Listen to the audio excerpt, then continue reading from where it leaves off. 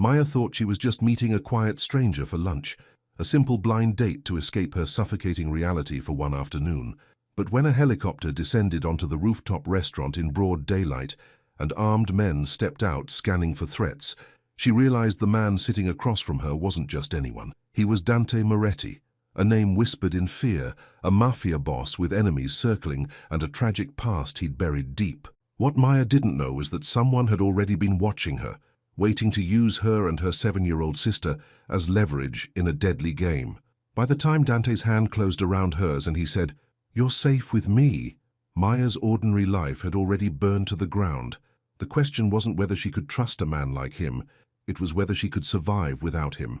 Subscribe and tell me where you're watching from, because this story goes places you won't see coming. The morning sun was already too bright. Maya squinted as she pushed through the glass door of Rosa's cafe, her feet aching from the 5-hour shift. The smell of coffee and bacon grease clung to her uniform. She untied her apron and stuffed it into her bag. "You okay, Maya?" Rosa called from behind the counter.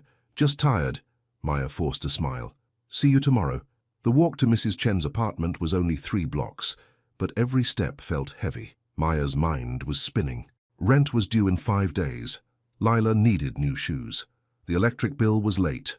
Again. She knocked on Mrs. Chen's door. It opened immediately. "Maya, come in, come in." The older woman's face was kind. "Lila's been drawing. Very quiet today." Maya's chest tightened. Lila was always quiet. Too quiet for a 7-year-old. She found her little sister curled up on the couch with a coloring book. Lila's brown eyes looked up, and a tiny smile appeared. "Hey, baby." Maya sat down and pulled Lila close. "Are you ready to go home?" Lila nodded against her shoulder. "Thank you so much, Mrs. Chen." Maya stood and helped Lila with her backpack. "I don't know what I'd do without you. You're a good sister, Maya. A good mother." Mrs. Chen patted her arm. "Lila is lucky." Maya's throat felt tight. She wasn't anyone's mother. She was just trying to survive. Outside, the afternoon heat pressed down on them. Lila held Maya's hand as they walked. She didn't talk. She never did. Not since their mum died 2 years ago. Maya pushed the door open to their small apartment. 1 bedroom, peeling paint, a kitchen the size of a closet, but it was theirs. For now. She dropped her bag on the counter and saw the envelope. White. Official looking. Her stomach dropped. Maya tore it open. The words blurred together at first. Then they came into focus. Custody evaluation. Financial instability. David Ellis is requesting supervised visitation. David, Lila's father. The man who hadn't seen his daughter in 2 years. The man who only showed up when he wanted something. Maya's hands shook. She set the letter down before Lila could see. "You hungry, baby?" She kept her voice steady. Lila shook her head. "Okay. Go wash your hands, we'll have snacks later." As Lila disappeared into the bathroom, Maya sank into a chair. Her phone buzzed. She glanced at the screen. Jenna. "Hey, girl. Just confirming. You're still meeting Dante today, right? 3 p.m. at Azure Sky. He's a friend of my cousin. Super nice, you deserve this." Maya had forgotten. The blind date. Jenna had been nagging her for weeks. "I don't have time for this," Maya typed, then deleted it. She looked around the apartment, at the stack of bills, at the letter threatening to take Lila away. Maybe a few hours away wouldn't hurt. Maybe she needed to feel normal for once. "I'll be there," she replied. She didn't have anything to wear. Nothing nice enough for a place like Azure Sky. She'd seen pictures online. Glass walls, city views. People who didn't worry about electric bills. Maya opened her closet. 1 dress. Navy blue. Simple. She'd worn it to her mother's funeral. It would have to do. The rooftop restaurant was even more beautiful than the pictures. Maya stepped out of the elevator and felt like she'd entered another world. Sunlight poured through massive windows. The city stretched out below like a painting. White tablecloths. Crystal glasses. People in expensive clothes. She didn't belong here. "Good afternoon, do you have a reservation?" A hostess smiled at her, polite but questioning. "I'm meeting someone. Dante, I don't know his last name." Maya's voice sounded small. "Of course, right this way." Maya followed her past tables full of people who looked like they'd never worried about rent. Her dress suddenly felt cheap. Her shoes were scuffed. Everyone could probably tell she was a waitress. The hostess stopped at a table near the windows. "He'll be with you shortly. Can I get you something to drink?" "Water is fine, thank you." Maya sat down and gripped her purse.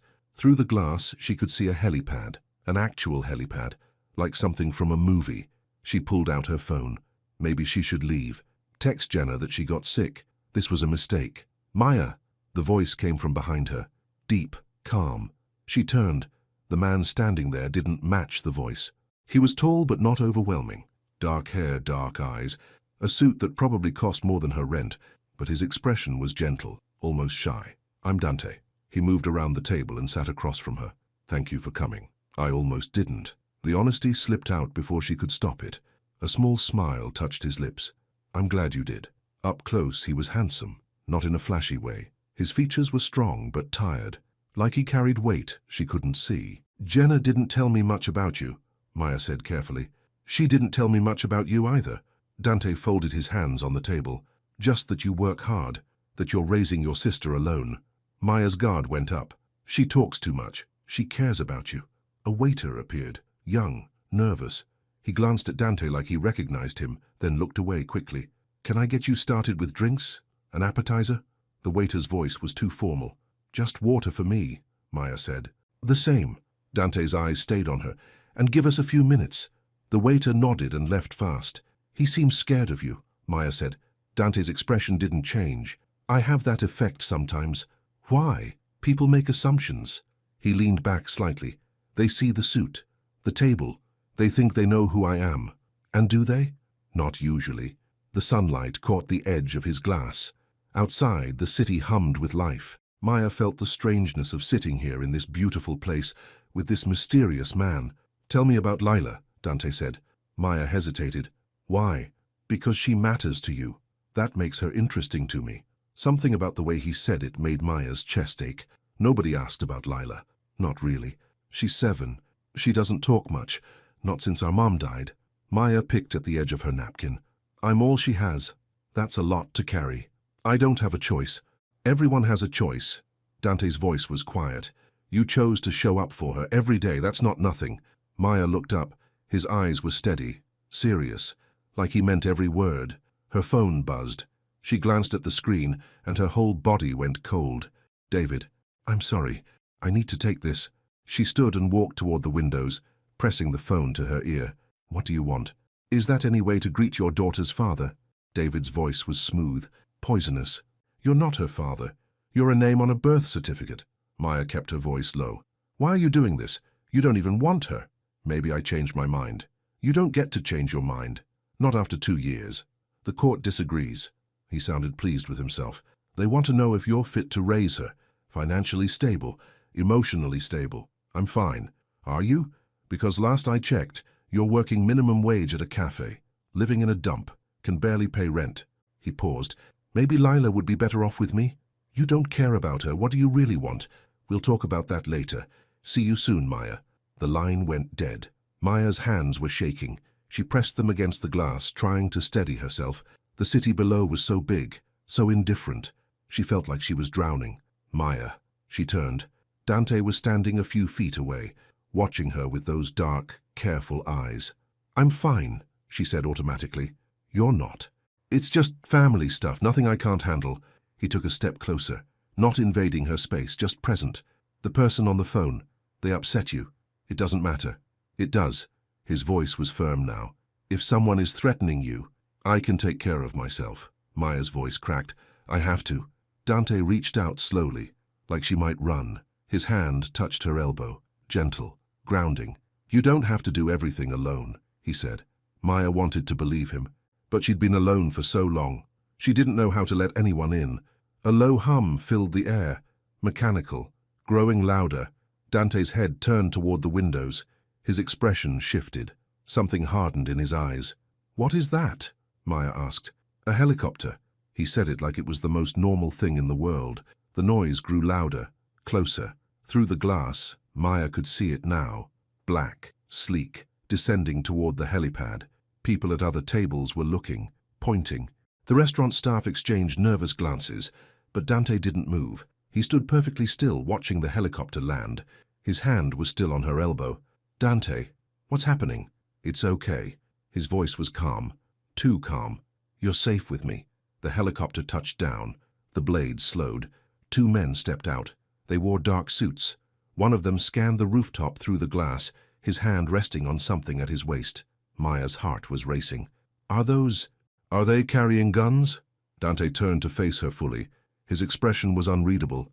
Yes. Who are you? Someone who keeps his people safe. He glanced toward the helicopter, then back at her. And right now, you're one of my people. I don't understand. You will. He moved slightly, positioning himself between her and the windows. But first, we need to leave. Leave? I'm not going anywhere with you. I don't even know you. Maya. He said her name like a promise. Someone followed you here. My men spotted them in the parking garage. I don't know who they are yet, but I'm not taking chances. Her mind spun. This doesn't make sense. Why would anyone follow me? I don't know, but I'm going to find out. He gestured toward the elevator. We can go downstairs, walk out the front. You can call the police if you want, or... He looked toward the helicopter. You can come with me. Let me make sure you get home safe. Maya's phone buzzed again. She looked at the screen. Mrs. Chen. Maya, someone just knocked on your apartment door. They left when I looked through the peephole. Should I be worried? The words blurred. Someone was at her apartment, where Lila would be later. Lila, Maya whispered. Dante's jaw tightened. Where is she? With a neighbor. She'll be there until 5. Then we have time. He held out his hand. Trust me, just for the next hour. Let me help you. Maya looked at his hand, at his face. At the helicopter waiting outside, everything in her screamed to run to keep her distance. She'd learned the hard way that accepting help always came with a price. But David was circling. Someone was at her door. Lila was in danger. She took Dante's hand. His fingers closed around hers. Steady. Sure. Stay close, he said. They moved toward the doors leading to the rooftop terrace. The hostess tried to intercept them. Sir, the helicopter. It's mine. Dante didn't slow down. Send the bill to my office. They stepped outside. The sun was bright, blinding. The helicopter blades were still rotating slowly. One of the men approached. He was huge, built like a wall, but he moved with precision. Everything's clear, boss, the man said. But we need to move, boss. Maya's stomach dropped. What did he just call you? Dante ignored the question. He guided her across the terrace. Her heels clicked on the concrete. The helicopter door was open, waiting. I can't get on that, Maya said. You can. Dante's hand was still holding hers. I promise you, Maya, I won't let anything happen to you. The other man was watching the perimeter. His hand never left his waistband. Maya thought about Lila, about the letter, about David's voice on the phone. She thought about being alone, and then she stepped into the helicopter. Dante climbed in behind her. The door closed. The engine roared to life. The man who'd called him boss took the pilot's seat. The other man sat across from them, silent and alert. Maya's heart was pounding so hard she thought it might burst. The helicopter lifted off the ground. The restaurant dropped away below them. The city spread out in every direction. She looked at Dante. He was watching her with those dark, steady eyes. Who are you? She asked again. Someone who's going to keep you safe, he said. Even if you don't understand yet, that's not an answer. It's the only one I have right now. The helicopter banked left, heading north. Below, the streets were full of people living normal lives, going to work, picking up groceries, not sitting in helicopters with armed men. Maya closed her eyes. She'd walked into that restaurant looking for a simple date, maybe a few hours of normal. Instead, she'd found something else entirely, something dangerous, something that felt, impossibly, like safety. When she opened her eyes, Dante was still watching her. His expression was softer now, almost sad. I'm sorry, he said quietly. I didn't want this for you. Want what? My world. He looked out the window. It's complicated and dangerous. And once you're in it, he trailed off. There's no easy way out. Then why did you let me get in this helicopter? He turned back to her. Because the alternative was worse. Because whoever is watching you, whoever knocked on your door, they're not going to stop. His voice dropped. And I couldn't walk away knowing you and Lila were alone. You don't even know us. I know enough. The helicopter descended. Below, Maya could see her neighborhood, her apartment building, her street. Where are we landing? She asked. Close, but not too close. Dante leaned forward and spoke to the pilot. Circle twice. Make sure we're not followed. The pilot nodded. Maya watched her building pass below. From up here, everything looked different, smaller, more fragile. What happens when we land? She asked. We check your apartment, make sure Lila is safe, and then... Dante hesitated. Then we figure out what comes next. I don't want to owe you anything. You don't owe me. His eyes met hers. This isn't a transaction, Maya. It's just the right thing to do. She wanted to believe him, but nothing about this felt right. Men with guns, helicopters, a blind date that turned into a rescue mission. None of it made sense. But when she looked at Dante, she didn't see a threat. She saw someone who'd stepped between her and danger without hesitation. Someone who'd noticed her trembling hands and cared enough to help. Someone who, despite everything, felt safe. The helicopter began its descent. Maya gripped the edge of her seat. Through the window, she could see an empty lot 2 blocks from her building. They were going to land there. "Ready?" Dante asked. Maya didn't answer. She wasn't ready for any of this. But she was out of choices. The helicopter touched down. The door opened. Dante stepped out first and turned back, offering his hand. Maya took it and stepped into a world she didn't understand yet. A world where quiet men had helicopters, where danger was real and immediate, where protection came with secrets. She looked up at Dante, at his dark eyes and careful expression. "What now?" she asked. "Now," he said, "we make sure you and Lila are safe." He started walking toward her building. Maya followed. Behind them, the 2 armed men fell into step, silent, watchful. The afternoon sun was still bright. The street was still familiar, but everything had changed. Maya didn't know who Dante really was, but she knew, deep in her bones, that her life had just tilted in a direction she couldn't reverse. And somehow, impossibly, she wasn't afraid anymore. They walked fast. Maya's heels clicked on the sidewalk. The 2 armed men stayed close, but not too close, like shadows. "Which building?" Dante asked. "The brick one, 3rd floor." Maya's mouth was dry. "Mrs. Chen is in 3B, I'm 3D. Dante nodded to one of the men. "Check the perimeter first, then we go up." The man moved ahead, disappearing around the corner. The other stayed with them, his eyes scanning every window, every doorway. Maya felt exposed, watched. "This is crazy," she muttered. "It's necessary." Dante's voice was calm. "Trust the process." "I don't even know what the process is." They reached the building entrance. The man who'd gone ahead was already there, waiting. He nodded at Dante. Some silent signal Maya didn't understand. "Clear?" Dante asked. "So far." They climbed the stairs. Maya's legs felt shaky. She'd walked these stairs 1,000 times, but now they felt different, dangerous. When they reached the 3rd floor, Maya stopped at Mrs. Chen's door and knocked. The door opened a crack. Mrs. Chen's eye appeared, then widened. "Maya, I was worried. Who are these?" "It's okay." Maya forced a smile. "Is Lila here?" "Yes, of course, come in." Maya slipped inside. Dante followed. The 2 men stayed in the hallway. Lila was on the couch again, drawing. When she saw Maya, she jumped up and ran over. Maya caught her and held tight.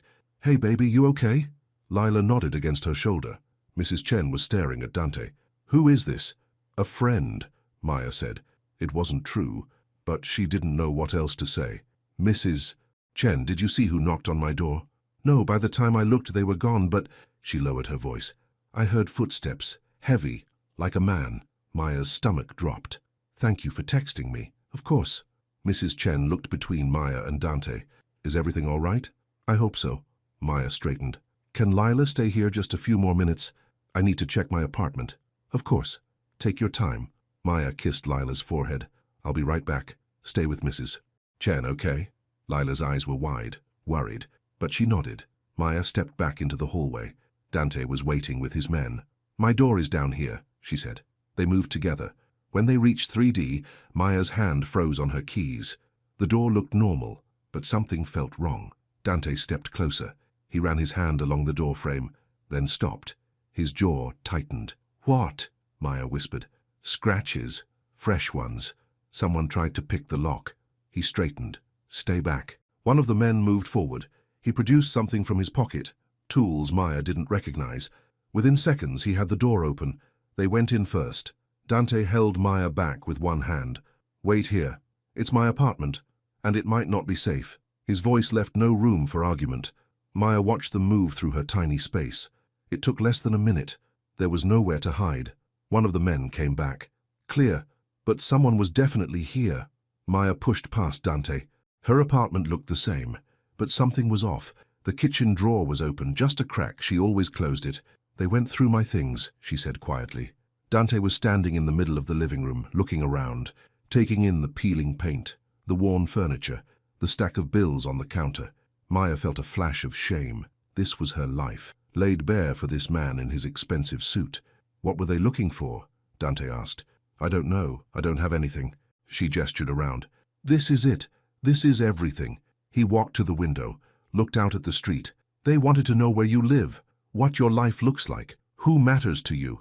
He turned back. They're building a profile. A profile? For what? Leverage. Dante's expression was dark. Someone wants something from you, or from someone connected to you. David. It had to be David. My ex, Lila's father. He called today. He's trying to get custody. Would he break into your apartment? I don't know what he'd do. Maya sank into a chair. He's been gone for 2 years. Now suddenly he wants Lila back. He's threatening me, saying I'm not fit to raise her. Dante was quiet for a long moment. Then he crouched down in front of her, meeting her eyes. Listen to me carefully. You and Lila aren't staying here tonight. What? Someone knows where you live. They've been inside your home. They're watching. His voice was gentle but firm. That's not safe. I can't just leave. Where would we go? I can't afford. You're not paying for anything. Dante stood. I have a place. Secure. Private. You and Lila can stay there until we figure out what's happening. Maya shook her head. I don't accept charity. It's not charity, it's common sense. He gestured to the door. Whoever was here, they'll come back. Maybe tonight, maybe tomorrow. Do you want Lila here when that happens? The question hit like a punch. Maya thought about Lila's small hands, her silent sadness, the way she'd finally started to feel safe after their mother died. No, Maya whispered. Then pack a bag, for both of you, enough for a few days. And then what? I just trust you. I don't even know who you are. Dante pulled a card from his jacket and set it on the table. Black, simple, just a name and phone number. Dante Moretti. Now you know my name, he said. Everything else I'll explain. But not here. Not now. He looked toward the door. We need to move. Maya stared at the card, at the man standing in her broken-down apartment like he belonged anywhere. She thought about choices, about Lila, about being alone against David, and whatever game he was playing. Fine, she said, but just for tonight. Dante nodded. Just for tonight. 20 minutes later, Maya was back in the helicopter with Lila beside her and a duffel bag at her feet. Lila's eyes were huge, staring out the window as the city dropped away. Dante sat across from them. One of his men was in the pilot seat. The other had stayed behind to watch the building, whatever that meant. Where are we going? Maya asked. Downtown. I have a penthouse there, top floor, private elevator, security. Dante's eyes were on Lila. She'll be safe. Lila was pressed against Maya's side, one hand gripping her shirt. She hadn't said a word. She never did. Has she always been quiet? Dante asked softly. Maya nodded. Since our mom died, the doctors said it's trauma. Selective mutism, they call it. She can talk. She just doesn't. That must be hard. Everything's hard. Maya looked out the window. But we manage.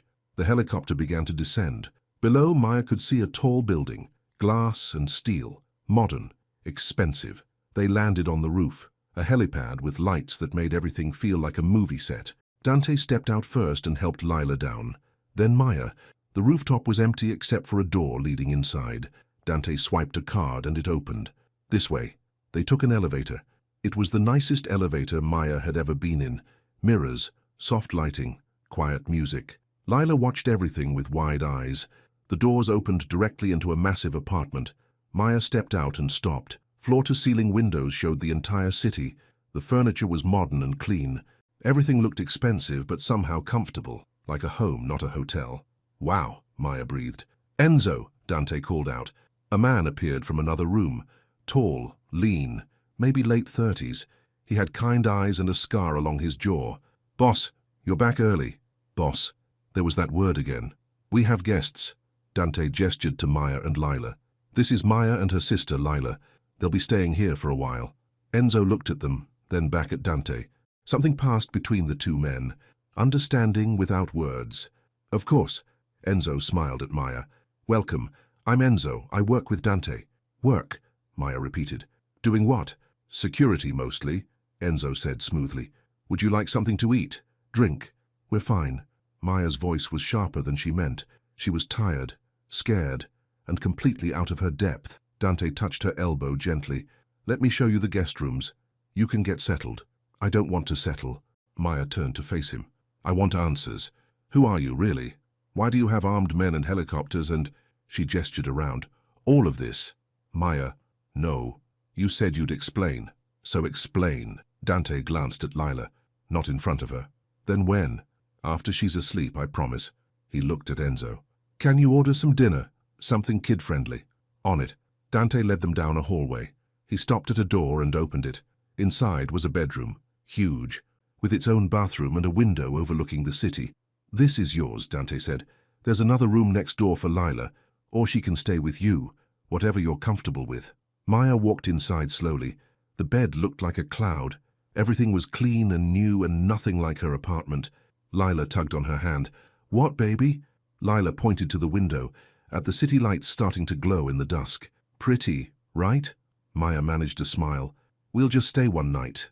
Then we'll go home. But even as she said it, she wasn't sure she believed it. Dinner was pizza. Simple. Lila ate 2 slices sitting on the floor near the windows. Maya sat on the couch, exhausted, but too wired to relax. Dante and Enzo talked quietly in the kitchen. Maya couldn't hear the words, but she heard the tone. Serious, concerned. After dinner, Maya gave Lila a bath and put her in the big bed in the guest room. Lila curled up under the blankets, her small body almost disappearing. You okay, baby? Maya brushed hair from Lila's forehead. Lila nodded. I know this is weird, but we're safe here. Okay? That man, Dante, he's helping us. Lila's eyes searched her face. Then she closed them. Maya waited until Lila's breathing evened out. Then she slipped from the room and closed the door softly. Dante was sitting on the couch, waiting. Enzo was gone. She's asleep, Maya said. Good. Dante gestured to the seat across from him. Sit, please. Maya sat. She folded her arms. I'm listening. Dante leaned forward, elbows on his knees. For a long moment he didn't speak, then, I run an organization. Security, protection. Some people call it the mafia, though I hate that word. It's outdated, dramatic. Maya's blood went cold. You're a criminal. I'm a businessman. Sometimes the business is complicated. He met her eyes. I protect people, communities, families who can't protect themselves. I solve problems the police won't touch. By breaking the law. Sometimes. Maya stood up. I need to leave. I can't be here. Lila can't... Sit down. Dante's voice was calm but commanding. Please. Against her better judgment, Maya sat. I understand your concern, Dante continued, but right now I'm the safest option you have. David, your ex, he's not just some deadbeat dad. My men did some digging while we were flying. He's connected to some dangerous people. He owes money. A lot of it. What does that have to do with Lila? Everything. Dante's jaw tightened. He's not trying to get custody because he loves her. He's trying to use her as leverage, against you, or to sell her to someone who can use her. Maya felt sick. Sell her. It happens more than you think. Children are valuable to bad people. Dante's eyes were dark. I won't let that happen. Why do you care? You don't even know us. I know enough. He leaned back. I know you work 2 jobs to keep a roof over her head. I know you're fighting alone. I know you're terrified, but you don't let it stop you. He paused. That matters to me. Why? Dante looked away. For the first time, Maya saw something crack in his composure. Pain. Old and deep. Because I couldn't save someone once, he said quietly. Someone who deserved better. And I won't make that mistake again. Maya didn't know what to say. She sat there, watching this powerful man look broken for just a moment. Stay until morning, Dante said finally. Get some sleep. Tomorrow we'll figure out the next steps. If you still want to leave after that, I won't stop you. Maya wanted to argue, to grab Lila and run, but she was so tired, and the apartment wasn't safe, and David was out there somewhere planning something terrible. Just until morning, she said. Just until morning, Dante agreed. He stood and headed toward another hallway, then stopped. Maya? Yeah? You're stronger than you think. Don't forget that. Then he was gone, leaving Maya alone in the beautiful penthouse with questions she couldn't answer and fears she couldn't name. She went back to check on Lila. Her sister was still asleep, peaceful for the first time in days. Maya sat on the edge of the bed and let herself breathe. Whatever happened next, at least they were safe tonight. At least she wasn't alone. Even if the man protecting her was someone she shouldn't trust. Even if his world was darker than anything she'd known. He'd stepped in when no one else would, And that had to mean something, didn't it? Morning came with sunlight that was too bright. Maya woke up disoriented. The bed was too soft. The room was too quiet. Then she remembered. The helicopter. The penthouse. Dante. She sat up and checked the time. 7 a.m. Lila was still asleep next door. Maya stood and walked to the window. The city stretched out below, already alive with morning traffic. From up here, everything looked orderly, manageable. She could hear voices, low, coming from somewhere in the apartment. Maya followed the sound. She found Dante in a room she hadn't seen before. An office. He was standing at a desk, looking at papers. Enzo was there too, and another man she didn't recognize. Surveillance picked up movement near the apartment last night, Enzo was saying. 2 men. They circled the block 3 times before leaving. Did you get plates? Dante asked. Stolen car. Already ditched. Then they're professionals. Dante's voice was hard. Keep someone on the building. If they come back, I want to know immediately. Maya stepped into the doorway. All 3 men turned. Good morning, Dante said. His expression shifted, softer. Did you sleep? Some. Maya crossed her arms. What was that about my apartment? Enzo and the other man exchanged looks. Dante nodded, and they left the room. Men were watching your building last night, Dante said. They didn't try to get in. Just watching? To see if I came back. Probably. Maya's chest felt tight. So I can't go home. Not yet. Not until we know what we're dealing with. Dante moved around the desk. I know that's not what you want to hear. It's not? Maya's voice rose. I have a job. Responsibilities. I can't just hide here while you... What? Play bodyguard? I'm not playing anything. Dante's voice stayed calm. And you can still work. I'll have someone drive you. Watch the cafe. Make sure you're safe. That's insane. I don't need a babysitter. You need protection. There's a difference. I didn't ask for this. Maya's frustration boiled over. I didn't ask for you to sweep in and take over my life. I was managing fine on my own. Were you? Dante's eyes challenged her. Someone broke into your apartment. Your ex is making threats. You're drowning in bills. That's not managing, Maya. That's surviving. And what's wrong with surviving? Nothing, if that's all you want. He moved closer. But you deserve more than that. So does Lila. Maya wanted to hit him or cry or both. You don't get to decide what I deserve. You're right, I don't. Dante's voice softened. But I can give you options. Space to breathe. Time to figure things out without looking over your shoulder every second. And what do you get out of it? The question hung in the air. Dante looked at her for a long moment. Peace, he said finally, knowing I did the right thing, for once. Before Maya could respond, small footsteps padded into the room. Lila appeared, rubbing her eyes. She looked between Maya and Dante, sensing the tension. Dante crouched down immediately. Good morning, Lila. Did you sleep okay? Lila nodded slowly. Are you hungry? Enzo's making pancakes. Lila's eyes lit up. Just a little, but enough for Maya to notice. Come on, baby. Maya held out her hand. Let's get you some breakfast. Lila took her hand, but kept looking at Dante, like she was trying to figure him out. They walked to the kitchen together. Enzo was at the stove flipping pancakes like he'd done it 1,000 times. Morning, ladies, he said cheerfully. How many pancakes can you eat? Lila held up 3 fingers. Everyone froze. It was the first time Lila had communicated with someone other than Maya in months. Maya's throat tightened. 3 it is.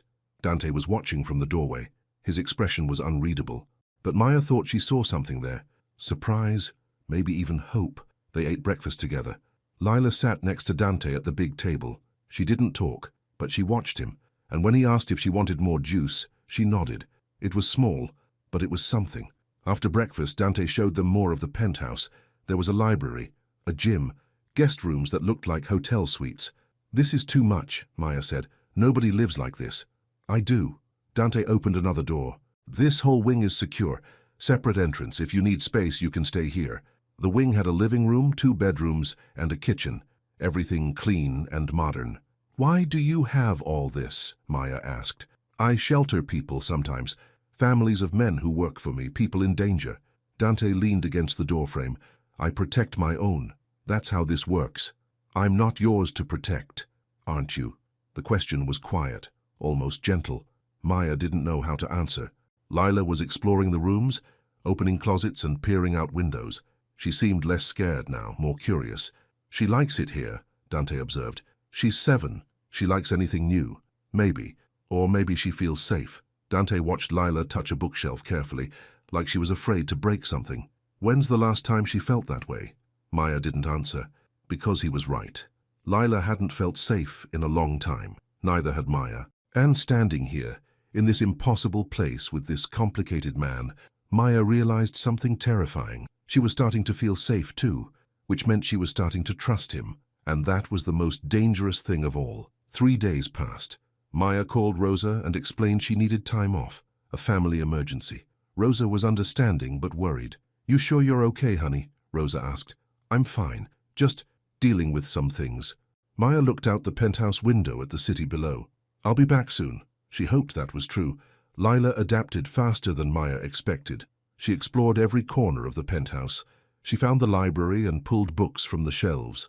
She watched Enzo cook and sat at the counter with wide eyes, and she followed Dante. Not obviously, but Maya noticed. When Dante was in a room, Lila would find her way there. She'd sit nearby with her coloring books. She'd watch him work at his desk or talk on the phone. Dante never seemed bothered. He'd acknowledge her with a nod or a small smile. Sometimes he'd ask what she was drawing. Lila wouldn't answer, but she'd show him.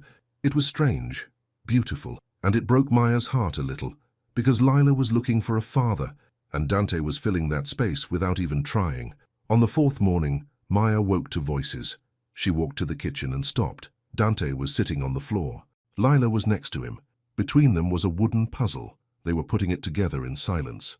Dante placed a piece. Lila studied the puzzle, then pointed to where another piece should go.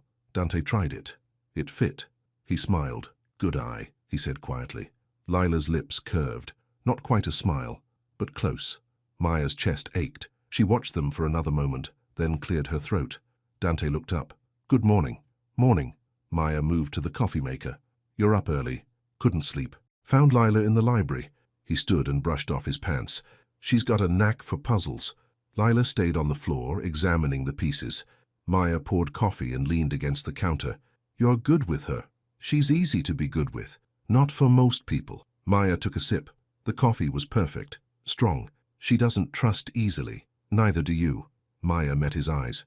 "Can you blame me?" "No." Dante moved closer. "But trust has to start somewhere." "Does it? If you want anything more than survival." He paused. "Yes." Maya wanted to argue, to push back, but she was tired of fighting, tired of being alone. "Tell me about your wife," she said instead. Dante's expression closed off. "Why?" "Because you mentioned her once. Because Enzo looks sad when he thinks I'm not watching. Because—" Maya set down her coffee. "Because I need to understand who you are." Dante was quiet for a long time. Then he looked at Lila, still absorbed in the puzzle. "Not here." "Then where?" "The roof, after breakfast." The rooftop was windswept and bright. Maya stood near the edge, looking at the city. Dante stood beside her, hands in his pockets. "Her name was Sophia," he began. His voice was steady but distant. "We grew up together, got married young. Everyone said we were too young. Maybe we were." He paused. "But I loved her." Maya didn't speak. She just listened.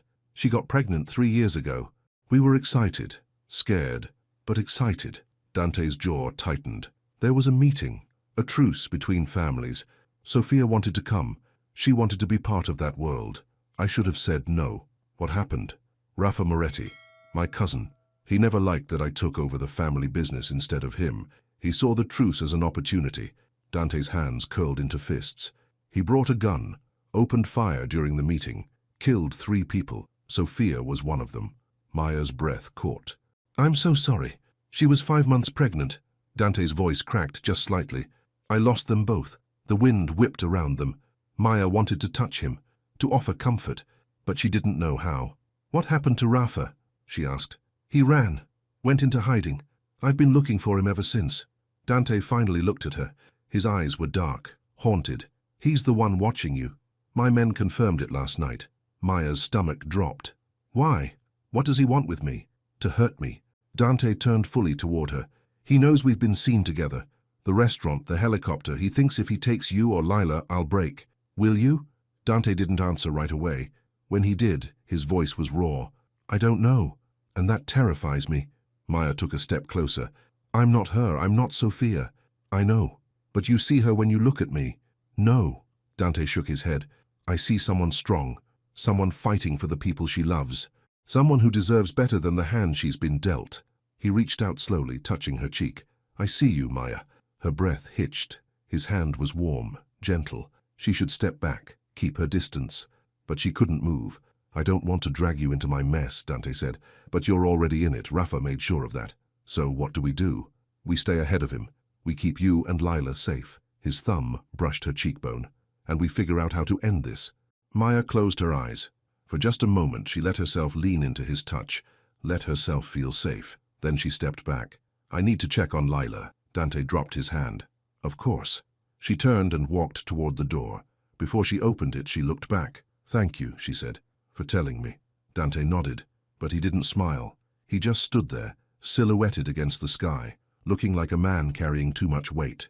Maya understood that feeling. That afternoon, Enzo took Maya shopping. She protested, but Dante insisted she needed clothes, things for her and Lila. I can't afford this, Maya said, as Enzo pulled up to a boutique. You're not paying. Enzo turned off the car. Boss's orders. I don't take handouts. It's not a handout, it's practicality. Enzo's voice was kind. You can't keep wearing the same 2 outfits. Let him do this. Maya wanted to refuse, but her pride was exhausted, and Lila did need clothes. Inside the boutique, a woman greeted them warmly. Enzo must have called ahead. Within an hour, Maya had bags full of jeans, shirts, dresses, things that actually fit, things that didn't come from thrift stores. Lila got new clothes too, and shoes, and a stuffed bear that she clutched immediately. Happy? Enzo asked as they loaded the bags into the car. Overwhelmed, Maya admitted. That's Dante. He doesn't do anything halfway. Enzo started the car. But he means well. Does he do this for everyone? No. Enzo glanced at her. Just people who matter. Maya looked out the window. She didn't know what to do with that information. When they got back to the penthouse, Dante was in the library. Lila ran to show him her bear. He crouched down, examining it seriously. What's his name? Dante asked. Lila held up one finger, then 2. Dante smiled. Mr. 12? Lila shook her head. She pointed at Dante, then at herself. Understanding crossed his face. You and me? Lila nodded. So, 2? Dante tried. Lila's face lit up. She nodded again, hugging the bear. Maya's throat tightened. Lila had named the bear after her and Dante. 2 people, together. Dante caught Maya's eye. Something passed between them. Understanding, fear, hope. 2 is a good name, Maya managed. Lila carried the bear to the couch and curled up with a book. Dante stood. Can we talk? Sure. They moved to the kitchen. Enzo was making dinner. The smell of garlic and tomatoes filled the air. Enzo told me about the shopping, Dante said. Thank you for letting me help. I didn't have much choice. You always have a choice. He leaned against the counter. But I'm glad you made this one. Maya crossed her arms. I can't stay here forever. I need to figure out what comes next. I know, and we will. But first, his phone buzzed. He pulled it out, and his expression darkened. What? Maya asked. Stay here. Dante moved toward his office. Enzo! Enzo appeared immediately. Boss, we have movement on the south perimeter. Drones, scanning the building. Maya's blood went cold. Drones? Here? Dante was already on his phone, barking orders. Lock down the building, alert the team, I want eyes on every entrance. Enzo moved fast, pulling out his own phone. Maya ran to the living room. Lila was still on the couch, reading, unaware. Baby, come here. Maya pulled her close. Dante appeared in the doorway. We need to move now. Move where? My estate, outside the city. It's more secure. He was already grabbing bags. Pack anything you need. 5 minutes. Dante? Maya. He stopped and looked at her. Trust me. Please. She saw the fear in his eyes. Real. Raw. Okay, she whispered. They moved fast. Maya threw clothes into bags. Lila clutched her bear, confused but quiet. Within minutes they were in the private elevator heading to the underground garage. Her car was waiting. Black. Bulletproof glass, Maya guessed. 2 more cars idled behind it. Get in, Dante said. Maya and Lila climbed into the back. Dante slid in beside them. Enzo took the driver's seat. The other cars followed as they pulled out. The city passed in a blur. Maya held Lila close. The little girl was trembling. It's okay, baby, Maya whispered. We're okay. But she didn't know if that was true. Dante was on his phone, speaking in low, clipped tones, coordinating, planning, being the man he was, powerful, organized, dangerous. They drove for 40 minutes. The buildings gave way to trees. The roads became narrower. Finally, they turned onto a private drive. Gates opened automatically. The estate appeared through the trees. It was beautiful. A stone mansion surrounded by woods. Lights glowed in the windows. Guards were visible at key points. "Welcome," Dante said quietly, "to my home." Inside, the estate was warm. Rich wood, high ceilings, comfortable furniture. Dad felt lived in, loved. A woman appeared from a side room, older, kind face. "Mr. Moretti, you're early. We had a situation." Dante gestured to Maya and Lila. "This is Maya and Lila. They'll be staying with us." The woman smiled. "Welcome. I'm Rosa. I manage the household. Are you hungry?" Lila nodded shyly. "Come, I'll get you something." Rosa held out her hand. Lila looked at Maya. Maya nodded. Slowly, Lila took Rosa's hand and let herself be led away. Maya watched them go, feeling untethered. "She'll be okay," Dante said. "Rosa raised 3 kids. She's magic with children." "I don't know how to do this." Maya turned to him. "I don't know how to live in your world. You're not living in my world. You're surviving it. There's a difference." Dante moved closer. "And you're doing fine." "I'm terrified." "So am I." His honesty caught her off guard. "But we'll figure it out. Together. Together." The word hung in the air between them. Maya wanted to believe it, but everything was happening too fast. The danger, the protection, the way Lila looked at Dante like he was safety itself, the way Maya was starting to look at him the same way. "I'll show you your rooms," Dante said. "Get settled. Rest. Tomorrow we'll make a plan." He led her upstairs. The hallway was wide and bright. He stopped at a door. "This is yours." He opened it. The room was stunning. 4-poster bed, windows overlooking the woods, a bathroom with a tub the size of a small pool. "The room next door connects," Dante said, "for Lila so you can hear her at night." Maya stepped inside. It smelled like lavender. Everything was perfect. Too perfect. "Why are you doing this?" she asked. Dante leaned against the doorframe. "Because I can, because you need it, because—" He trailed off. Because when I look at you and Lila, I remember why I do what I do. To protect people. To give them a chance." His eyes met hers. "You remind me I'm still human." Maya's heart clenched. "I'm not trying to fix you. I know, that's why it works." He left her there, closing the door softly behind him. Maya sat on the bed and let herself cry, just for a moment. For everything she'd lost. For everything she was afraid to gain. Then she wiped her eyes and went to find Lila. Dinner was quiet. Maya, Lila, Dante and Enzo sat at a large table in the dining room. Rosa served pasta and salad and bread that was still warm. Lila ate slowly, watching everything. Dante asked her gentle questions she couldn't answer, but she'd nod or shake her head. Progress. After dinner, Maya gave Lila a bath and put her to bed in the connecting room. Lila held the bear close. "You like it here?" Maya asked. Lila nodded. "Do you feel safe?" Another nod. "Good." Maya kissed her forehead. "Sleep tight, baby." She left the door cracked and went back downstairs. She found Dante on the back porch, looking at the woods. The night was cool and clear. "She's asleep," Maya said. "That's good." Dante didn't turn around. "I have men watching the perimeter. Motion sensors, cameras. Nothing gets close without us knowing." "You live like this all the time?" "Yes." "That's exhausting." "It's necessary." He finally looked at her. "But it's lonely too." Maya moved to stand beside him. "Why don't you have anyone? Family? Friends?" "I have Enzo. My men. People who depend on me." He paused. "But after Sophia died, I didn't want to risk it again." "Risk what?" "Caring." His voice was raw. "Losing someone else I love." Maya's breath caught. "And now? Now I don't think I have a choice." He turned to face her fully. "You and Lila walked into my life and I can't walk away even if I wanted to. Do you want to?" "No." The word was simple. Honest. Maya's heart was racing.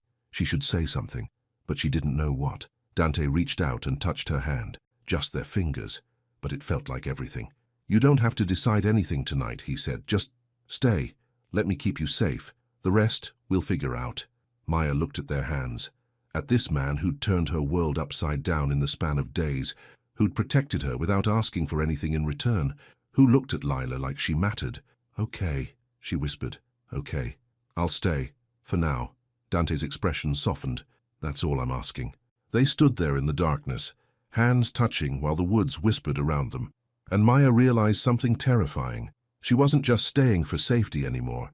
She was staying for him. The days at the estate fell into a rhythm. Mornings were quiet. Maya would wake to sunlight streaming through the windows and the sound of birds.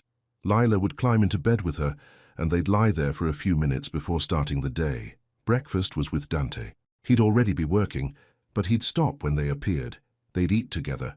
Rosa would fuss over Lila, making sure she ate enough. Then Dante would disappear into his office. Maya would explore the estate with Lila. There was a garden, a greenhouse, a library even bigger than the one at the penthouse. Lila loved the library. She'd pull books from the shelves and sit on the floor, surrounded by stories. Sometimes Dante would join her. He'd sit nearby, working on his laptop while Lila read. Maya watched them. The way Dante would glance over occasionally, checking on her. The way Lila would scoot closer to him without realizing it. They were becoming a unit, slowly, carefully, and it scared her. One afternoon, Maya found Dante in the library alone. He was holding something small, wooden. "What's that?" she asked. He looked up, startled. Then he held it out. A small, wooden toy. A car. "Sophia bought it. For the baby." His voice was quiet. "I kept it. Couldn't let it go." Maya sat down beside him. "Can I see?" He handed it to her. The wood was smooth, carved with care. "It's beautiful," Maya said. She wanted a boy, wanted to name him Marco. Dante's eyes were distant. "I wanted a girl, wanted to name her after my mother." "What was your mother's name?" "Lucia." Maya turned the toy over in her hands.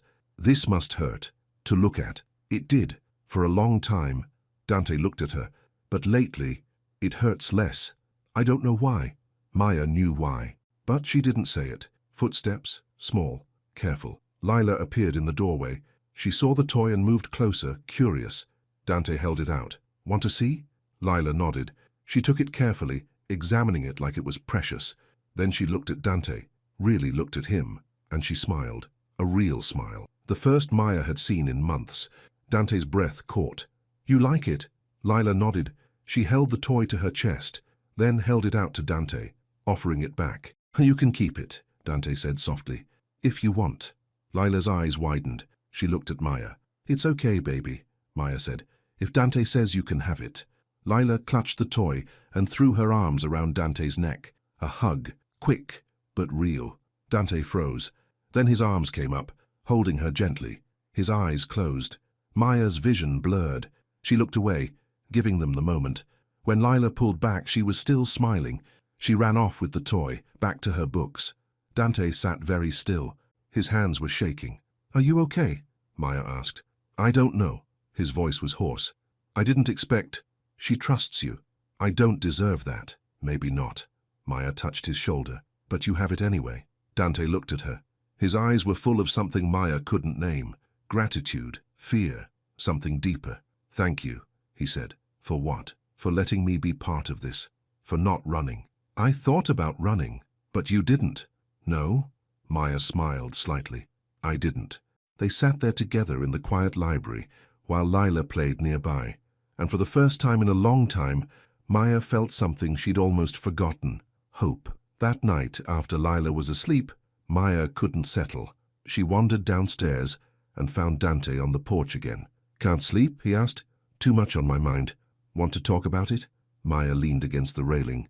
"I keep thinking about what happens next, when this is over, when Rafa is gone, when it's safe. What about it? Where do I go? Back to the apartment? Back to barely surviving?" She looked at the woods. "Or do I stay here, in this world that isn't mine?" Dante moved closer. "It could be yours, if you wanted." "How?" "I'm a waitress, Dante. I don't belong in mansions and helicopters.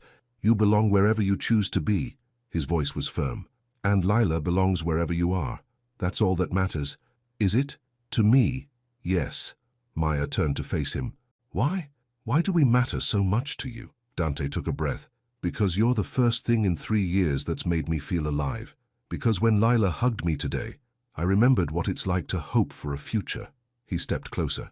"Because I'm falling for you, Maya, and I don't know how to stop." The words hung in the air between them, raw, honest. Maya's heart was pounding. "You barely know me.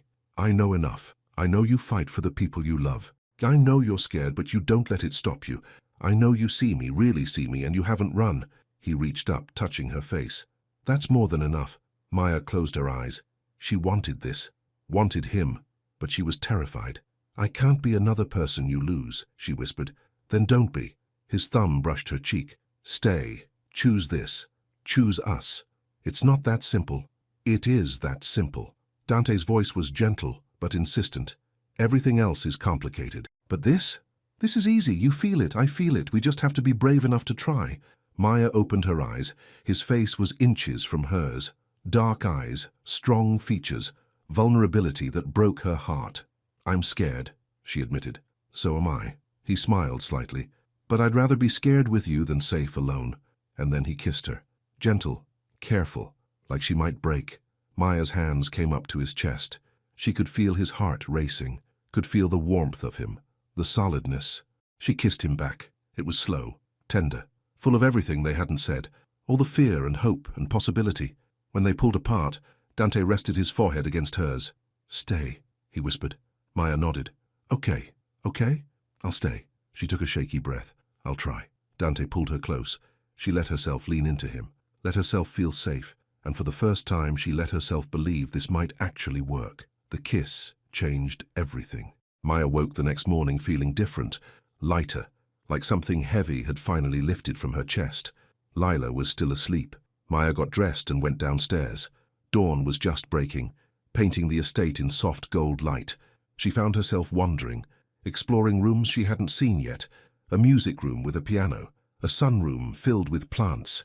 Every corner of this place was beautiful, but it also felt like a cage, gilded and comfortable, but still a cage. Maya stood at a window looking out at the woods. Guards patrolled the perimeter.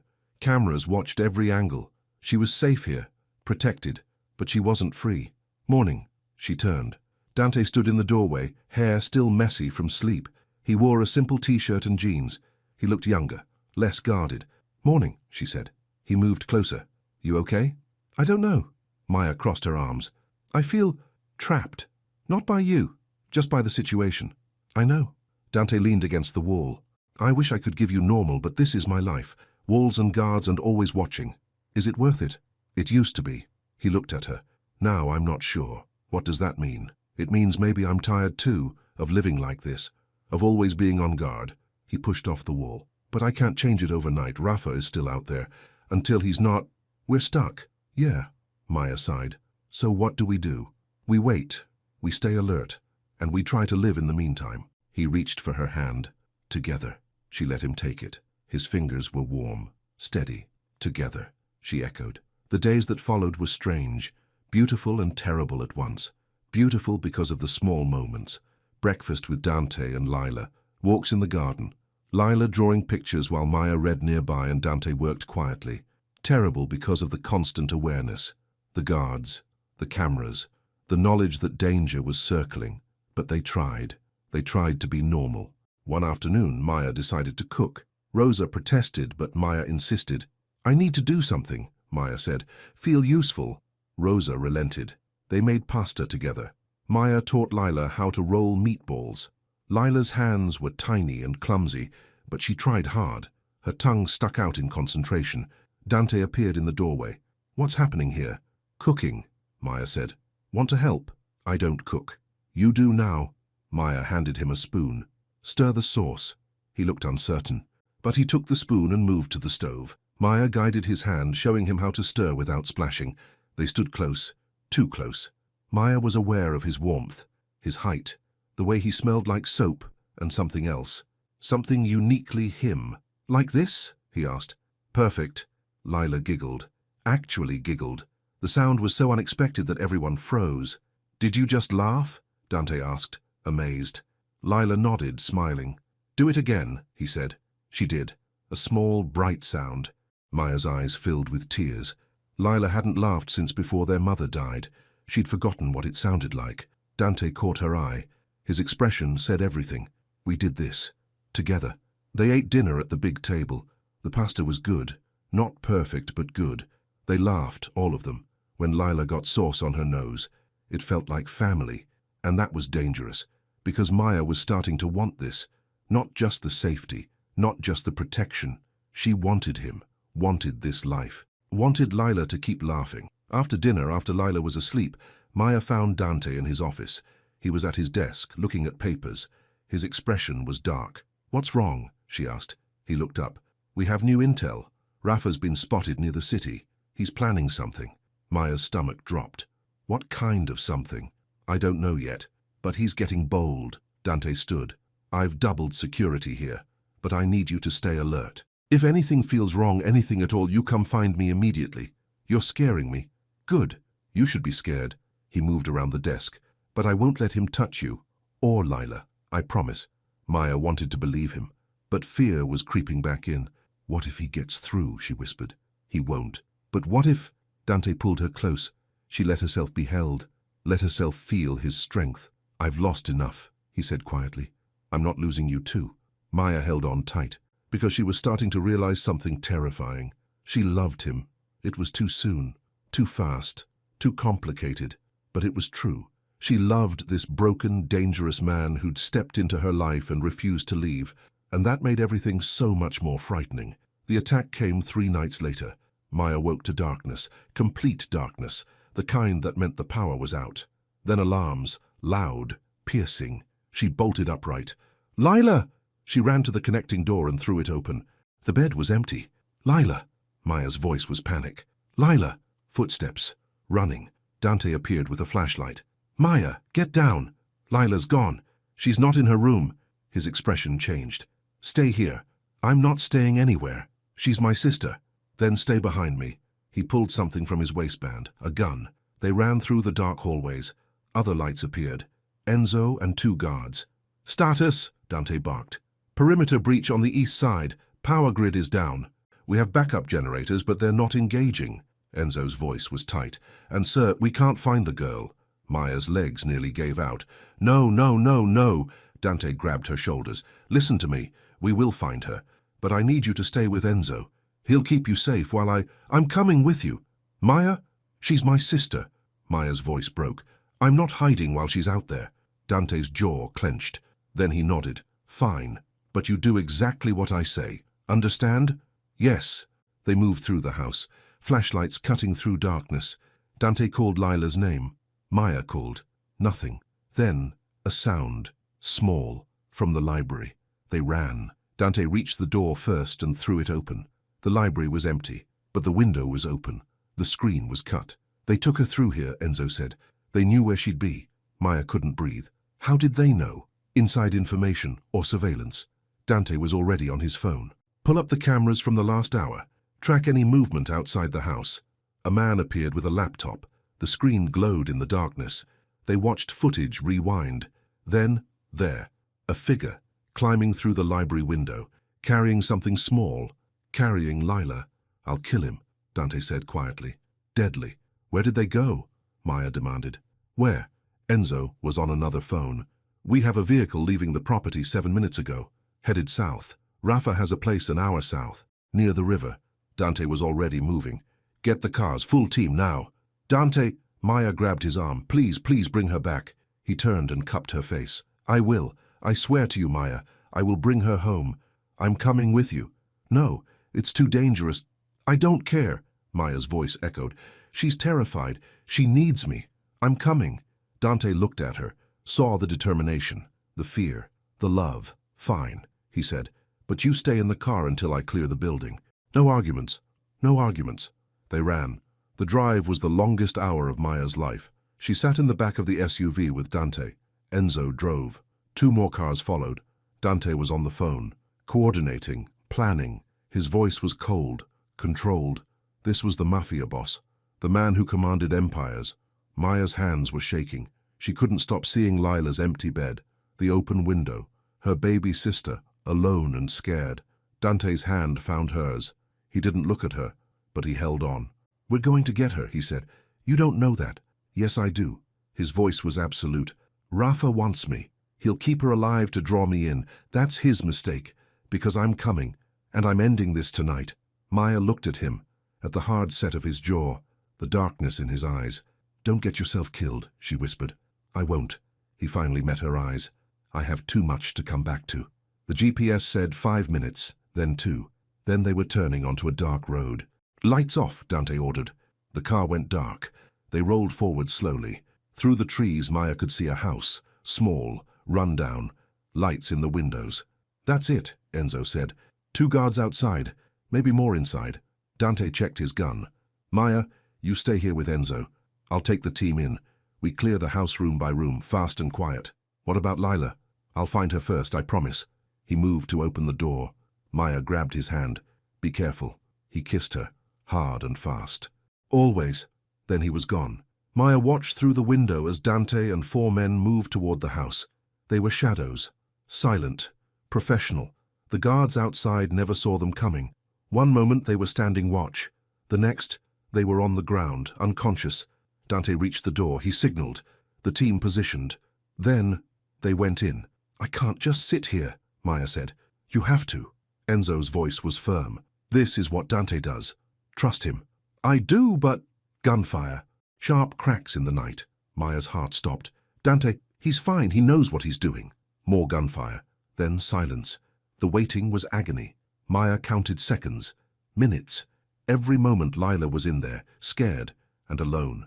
Then, movement. The front door opened. Dante appeared. He was carrying something. Someone. Lila. Go! Enzo started the car. They pulled up to the house. Maya threw the door open before they'd fully stopped. Lila. She ran forward. Dante was there. Lila was in his arms, crying but alive. Whole. I've got her, Dante said. She's okay, she's okay. Maya took her sister and held her so tight. Lila was shaking, crying silently, but she was safe. It's okay, baby. I've got you. You're safe now. Maya was crying too. Dante's hand was on her back. We need to move. Now. That's when Maya saw the blood on Dante's shirt, dark and spreading. You're hurt. It's nothing. Get in the car. Dante. Now. Maya. She climbed into the car with Lila. Dante got in beside them. Enzo hit the gas. As they pulled away, Maya saw smoke coming from the house, flames starting to catch. What happened? She asked. Rafa's done. Dante's voice was flat. He won't hurt anyone again. Maya didn't ask what that meant. She held Lila and tried to stop shaking. Dante leaned back, pressing his hand to his side. The blood was soaking through. How bad is it? Enzo asked, looking in the mirror. Bad enough, but I'll make it home. Hospital? No hospitals. Rosa knows what to do. Maya shifted, trying to see the wound. Let me look. I'm fine. You're bleeding. Let me look. Dante's eyes met hers. Then he moved his hand. The wound was in his side, deep. Oh, God. Maya pressed her own hand to it. Enzo, drive faster. I'm trying. Lila lifted her head. She saw the blood. Her eyes went huge. It's okay, baby, Maya said quickly. Dante's going to be fine, right? She looked at him, pleading. Right, he said, but his face was pale. The drive back was a blur. Maya kept pressure on the wound. Dante's breathing was getting shallow. Stay with me, Maya said. Don't you dare pass out. Not planning on it. Dante, I swear. I know. His hand covered hers. I know. They finally reached the estate. Rosa was waiting with supplies. A doctor Maya hadn't seen before was there too. They got Dante inside and onto a couch. The doctor went to work immediately. Maya watched, still holding Lila, unable to look away. He needs stitches, maybe 20, but the bullet went through, no major organs. The doctor worked quickly. He'll be fine. Maya's legs gave out. She sat hard on the floor, Lila in her lap. You hear that, baby? He's going to be fine. Lila's eyes were on Dante, worried. Then she did something Maya never expected. She stood, walked over to where Dante lay, and she touched his hand. Dante's eyes opened. He looked at Lila. Hey, little one, you okay? Lila nodded, tears running down her face. Don't cry, I'm all right. He squeezed her hand. I promised I'd keep you safe. I keep my promises. Lila threw herself onto his chest, careful of his injury, hugging him. Dante's arms came up. He held her while the doctor worked. His eyes found Maya's. We're okay, he mouthed. Maya nodded, tears streaming down her face. They were okay, all of them. Dante recovered slowly. He stayed in bed for 2 days, against his will. The doctor ordered rest. Enzo enforced it. Maya stayed close. She brought him food, changed his bandages, sat with him when he couldn't sleep. Lila visited constantly. She'd climb onto the bed carefully and show him her drawings. He'd examine each one seriously. This is me, he asked, pointing to a stick figure. Lila nodded. And this is you and Maya? Another nod. We're holding hands. Lila smiled, a real bright smile. I like it, Dante said. Can I keep it? She nodded eagerly. She placed it on his nightstand with care. On the third day, Dante insisted on getting up. Maya tried to stop him. "You need more rest." "I've rested enough. I need to move." He stood, wincing. "And I need to talk to you." They went to the porch. The sun was setting, painting everything gold and orange. "How do you feel?" Maya asked. "Like I got shot, but alive." He turned to her. "Rafa's gone. His network is scattered. You're safe now. You and Lila." Maya's chest tightened. "So, we can go home. If you want." "Do you want us to?" Dante was quiet for a long moment, then, "No, I don't. I want you to stay here with me permanently." Maya's breath caught. "Dante, I know it's fast. I know it's complicated, but I've never been more sure of anything." He took her hands. "I love you, Maya. I love Lila. I want to build a life with you, a real life, not just protection, not just safety, a family." Tears filled her eyes. "I'm scared. So am I. But I'm more scared of losing you." His thumbs brushed her knuckles. "Stay. Choose this. Choose us." Maya looked at him. This man who'd saved her sister, who'd taken a bullet protecting what mattered, who looked at Lila like she was precious, who looked at Maya like she was everything.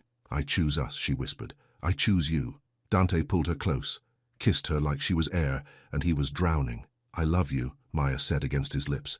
"I don't know when it happened, but I do. I love you too." He rested his forehead against hers. "Thank you for trusting me, for staying. Thank you for not giving up on us." They stood there as the sun set, holding each other, building something new from broken pieces, and Maya finally believed it. This was home. He was home. 6 months later, Maya woke to sunlight and the sound of laughter. Real laughter. Lila's laughter. She got up and followed the sound. In the kitchen, Lila was sitting on the counter. Dante was at the stove, making pancakes. Rosa was supervising with a smile. "And then," Lila was saying, actually saying with words, "the frog jumped right into the princess's lap." "No way," Dante said, flipping a pancake. "What did she do?" "She screamed," Lila giggled. "It was so funny." Maya's heart swelled. Lila had started talking 3 months ago. Just one word at first, then sentences. Now she talked all the time. Stories and questions and observations about everything. The doctors said she'd needed safety, stability, love. Dante had given her all 3. "Morning," Maya said. "Mama," Lila called. She'd started calling Maya that 2 months ago. Maya cried the first time. "Dante's making pancakes." "I see that. Does Rosa trust him yet?" "Barely," Rosa said with a smile. "But he's improving." Dante turned and kissed Maya. "Morning, beautiful." "Morning." She leaned into him. "Sleep okay?" "Better than ever." It was true. The nightmares had stopped, for both of them. They'd found peace in each other. After breakfast, Dante had a surprise. "We're going somewhere," he announced. "Where?" Lila asked. "It's a secret, but you'll like it." They drove to the helipad. Lila squealed when she saw the helicopter. "We're flying." "We're flying," Dante confirmed. He helped them in. The pilot, someone new and friendly, started the engine. They lifted off smoothly. "Where are we going?" Maya asked. "You'll see." They flew over the city, over the estate, out toward the coast. Finally, they began descending toward a small private airfield. They landed. A car was waiting. 10 minutes later, they pulled up to a house. Not a mansion, just a house, big enough for a family, surrounded by trees, with a yard and a swing set and a dog running around. "What is this?" Maya asked. "Ours, if you want it." Dante turned to her. "I know the estate is beautiful, but it's not really a home. It's a fortress. I thought maybe we could have both. Somewhere normal. For Lila. For us." Maya stared at the house, at the swing set, at Lila already running toward the dog. "You bought a house. I bought a home." He took her hand. "For my family, if you'll have it." Maya couldn't speak. She just nodded, crying. Dante kissed her. "Is that a yes?" "That's a yes." They got out. Lila was already best friends with the dog, a golden retriever named Sunny, apparently. The house was perfect, light and warm and full of possibility. They walked through together. Lila ran from room to room, calling out discoveries. "This one's mine," she shouted from upstairs. "I can see the trees from the window." Dante and Maya stood in what would be their bedroom. Windows overlooked a garden. The sun was warm.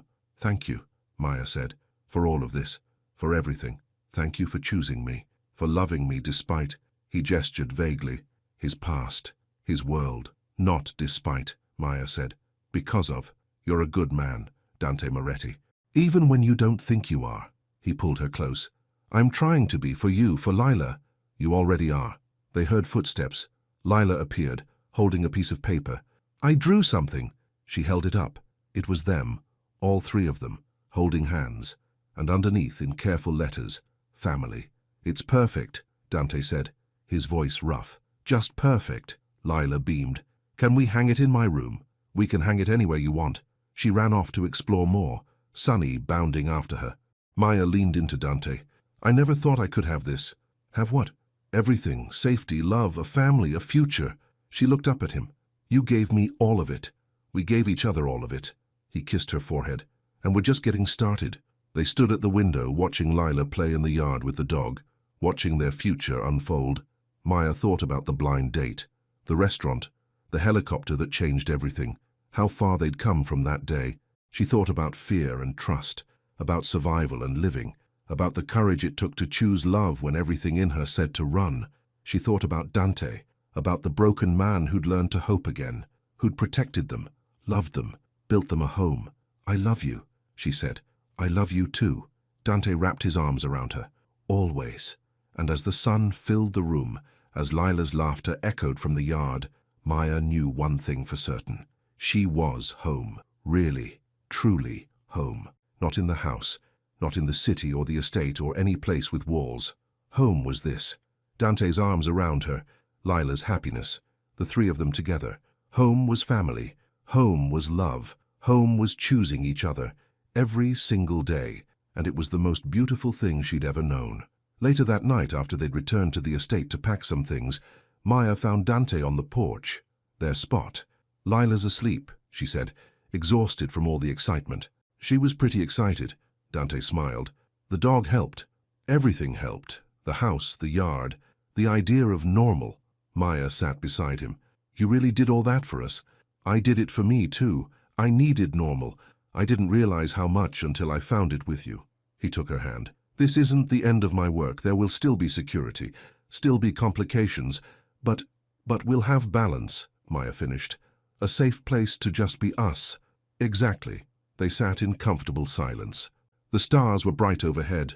Do you ever regret it? Dante asked. That blind date, getting in the helicopter, all of it. Maya thought about it, really thought, about the fear, the danger, the upheaval. Then she thought about Lila laughing, about finding love in the most unexpected place, about becoming a family. No, she said, not for a second. Dante kissed her hand. Good, because I don't either. Even though I'm complicated? Even though I come with a 7-year-old and a lot of baggage? Especially because of that. His eyes were serious. You made me remember what matters. You and Lila saved me just as much as I saved you. Maya leaned her head on his shoulder. We saved each other. We did. They sat there under the stars, planning their future, talking about schools for Lila, about the dog, about making the new house theirs, about holidays and birthdays and ordinary beautiful life. And Maya realized something. She'd walked into that restaurant looking for a few hours of normal, a simple date, nothing special. Instead, she'd found everything, a protector, a partner, a love that transformed them both. She'd found family, home, hope, all because a quiet man had arrived at her table with kind eyes and hidden depths, all because she'd been brave enough, desperate enough, to trust him, all because sometimes the most unexpected moments lead to the most extraordinary lives. The helicopter had landed in her life that day, and she'd climbed aboard, and she'd never looked back. Come on, Dante said, standing and pulling her up. Let's go check on Lila. They walked inside together, hand in hand, partners, family. In Lila's room, they found her curled up with Two the bear, still her favorite. Her face was peaceful. She's so happy now, Maya whispered. I never thought. She deserves it. You both do. Dante put his arm around Maya. And I'm going to spend every day making sure you have it. We, Maya corrected. We're going to spend every day making sure we all have it. We, he agreed. They stood there, watching Lila sleep, building a life from hope and choice and love, and somewhere in the distance, a helicopter waited on a rooftop, ready for whatever came next. But Maya wasn't afraid of helicopters anymore. She wasn't afraid of dangerous men or complicated worlds. She wasn't afraid of love, because she'd learned the most important lesson. Sometimes the scariest moments lead to the most beautiful destinations. Sometimes saying yes when everything tells you to say no is exactly what you need to do. Sometimes the man with secrets and shadows is exactly the man who will love you best. And sometimes family isn't just what you're born into, it's what you build together. One brave choice at a time. Maya smiled. She'd made her choice and she'd never been happier.